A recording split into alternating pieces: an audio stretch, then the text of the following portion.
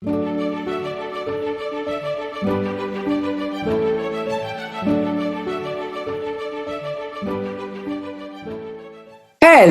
welcome back to Coffee with Amy. How are you doing? Oh my word, it's been a while. Hey, it's been a while. But life happens and sometimes there's nothing you can do. So, anyway, we're back and just at the right time. I was actually going to talk about being a mom to a student in this day and age. I feel like I'm the one going back to school. Am I the only one? I am learning things that was never in the curriculum for the age group that my child is. I am the one who wakes up to remember what we need to pack, the assignments, the homework, the things we need to buy for something that needs to be made in school. It's just a whole lot of stuff. And I was going to talk about this and just to get the feel of, is there a way we can help these children? In what way are you helping your child to cope with the demands of education these days, of school these days? And then someone forwarded something to me. And I realized, yes, I really need to talk about parenting. Of course, I do not have I am not the be all and know all of parenting. I started quite late myself. But there is something that has been happening that I have noticed.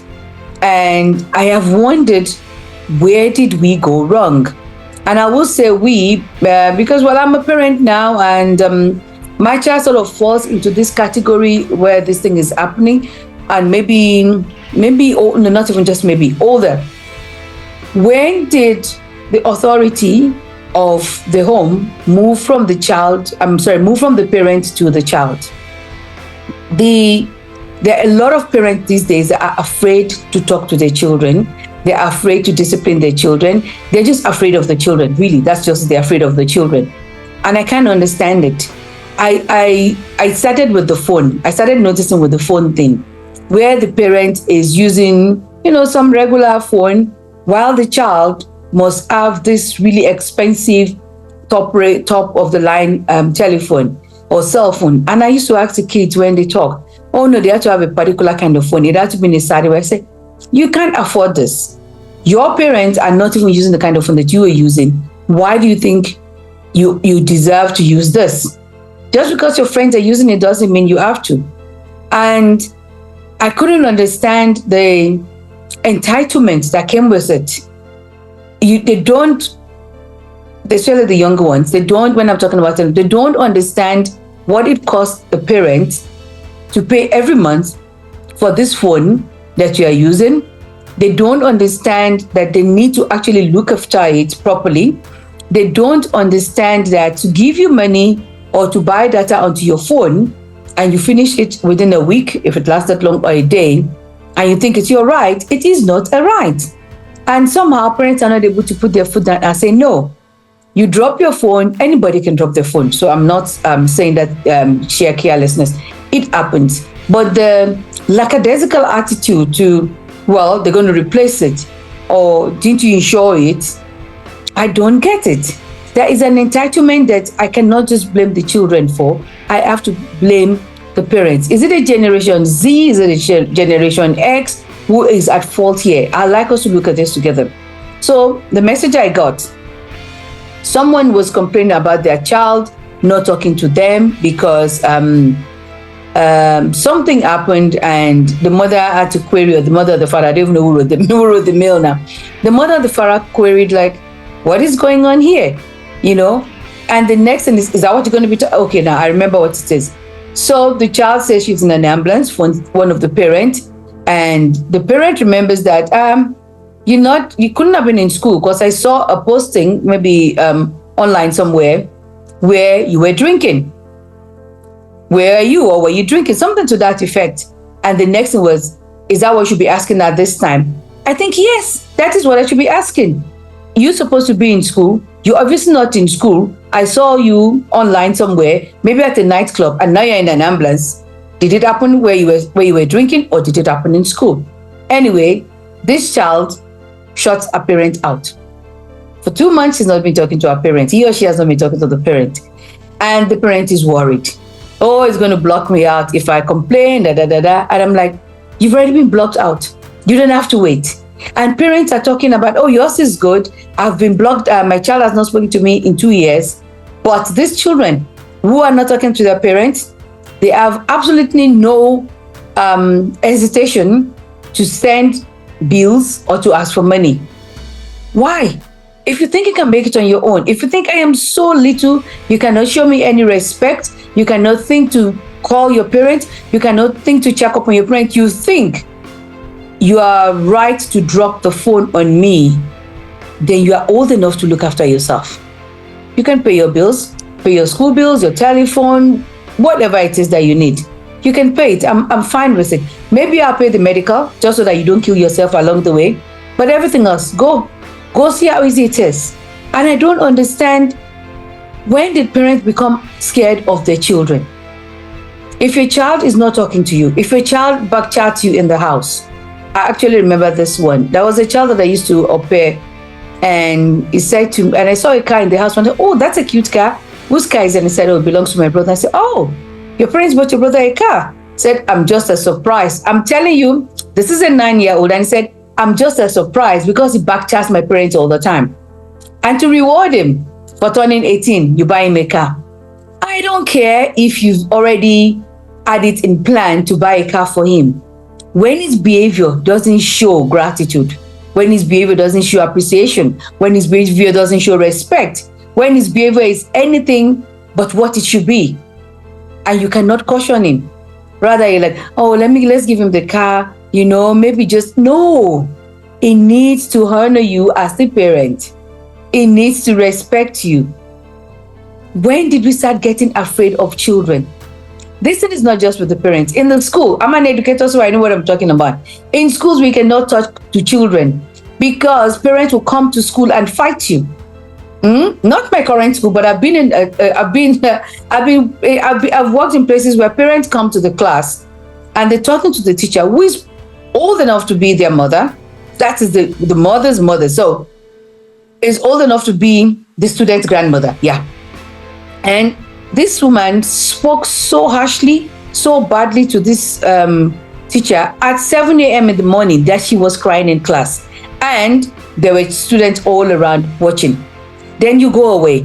How do you think that teacher is going to be able to command respect from the children when you've done that and then you just walk away? To now make it worse, and to me, I think that was worse, she sent an apology by WhatsApp later in the day. I'm sorry for the way I behaved this morning. I was upset. I don't care what you were. If you could embarrass me like that in front of all the children, in front of other parents, then you must come to school and apologize. That's how you show good manners. You show your children that this is the way to behave. If you cannot, if they cannot model themselves after you, who are they going to model themselves after? Those people on TikTok, the influencer on YouTube.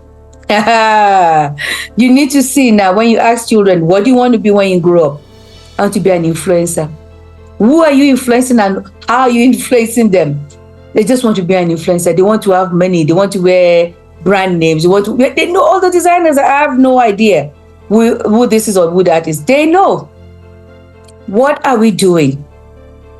This not being able to talk to children, I was going to go here. This not being able to talk to children is why children identify as all sorts of funny stuff, as wolves and going and being in the classroom, as cats and as dogs, and nobody can say, oh, come on, this is getting ridiculous. If you do not grab your child now and train them the way they should go, like the Bible says, train your child the way they should go, and when they grow up, they will not depart from it. Train them. It's going to come back to you. There is nothing that is fanciful. There is nothing that is attractive about an ill-behaved person, adult or children. I remember when I was growing up, we used to be told that, we used to be told that if you have no manners, that's all. You just have, in my language, ewa is, beauty. And they say, oh, that's all you have. You just have your beauty, but you have no manners. Manners is iwa, So all you have is ewa. My language is very funny. If you don't put the right tonation, it says something else. So I was saying beans just now. So if you have ewa, which is beauty, and you have no iwa, you're nothing. You absolutely nothing. I tell the young people that I work with that I can only say hi to you and you look good or whatever it is, once, twice. But if in another 5 minutes you have nothing interesting to say, you have nothing interesting to talk about, then there's nothing to you, because that's all. And you will grow older. You will grow older. When I look at my pictures when I was in my late teens, my early 20s, ooh, and I look at and I thought I was fat there. Now look at me now.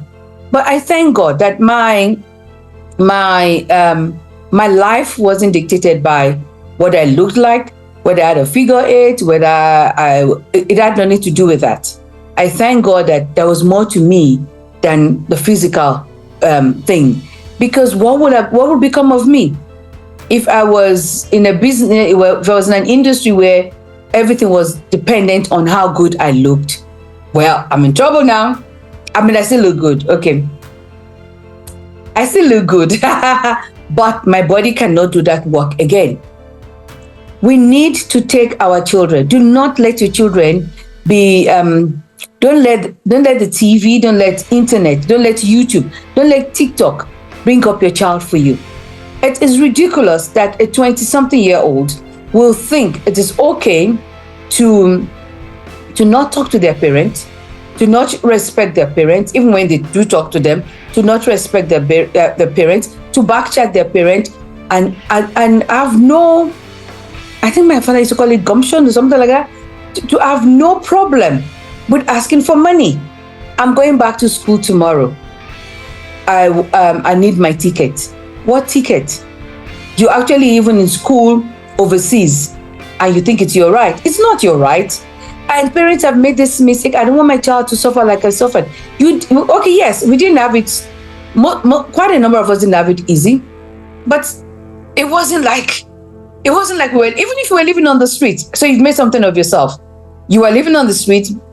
You've made something of yourself, and you've learned that hard work or whatever it is that got you to where you are, it is possible to get out of the street. Shouldn't you, with everything that you have, be able to pass that to your children? We have children who are now not hungry. You know what I mean? There's no hunger to achieve, because everything is easy for them. Everything is easy for them. They can just, do and undo. I when I was growing up, I was like, wow, those kids whose parents just buy them a car when they turn 18. I know. My father had, what do you call this now? A Volkswagen. And then we graduated to a Datsun at one point. I knew I wasn't going to get a car when I turned 18. I knew that. But so my thing is, when my child turns a certain age, I'm buying a car. And that means I've done something that my parents didn't do for me. But if I'm buying them a car because they just turned 18, but there's nothing else to them, I'm not going to buy a car for an 18-year-old who doesn't greet in the house, who doesn't help around the house, who thinks because there's a helper that comes in, then the helper must do all the work in the house, who doesn't think to lay their bed, who gets bad grades. What am I buying the car for? Let them go out. There are adults who are working, who have been working all the days of their lives, who don't even have a car. And I pray that won't be the portion of our children. But you have to give your children the right values. You're not going to be here forever. You are not going to be here forever. You're going to go one day, whether you like it or not. One day you're going to die. And then what's going to become of your children? What would you have left for them to do? What would be what would be your legacy? Yes, that's it. What would be your legacy? It's not just leaving money, leaving a fortune for your children. And if you think I'm wrong, look at so many of the what do you call them now? Trust fund children. Do they do anything with their lives? Quite a number have no skills to do anything except spend money. And they don't understand, some of them, I'm not saying all of them, they don't understand that you need to make the money, and that's why you have some families, they've been rich, and it gets to a particular generation and the money is gone.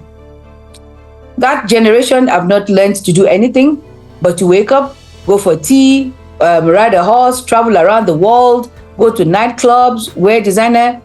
One day the money accountant is going to call and say, actually, there's no money left. So let's help ourselves. Not just our children now. Help yourself and help your child or your children. You need to leave a legacy that is worth leaving. You need to leave a name. There used to be a time when the family name meant something. Now, I don't know. Young people are too into money, and this is and status, and this is what you understand what I'm saying? You know what I'm saying? Okay, my child is making eyes at me, so I think maybe I'm shouting or I'm ranting, but I'm just so annoyed. I am so offended that a child would do that to their parent and think it is okay. I am so really offended. Anyway, thanks for not leaving and staying with me, even though I disappeared for a while. It's been Coffee with Temi, and I'll see you. Bye for now.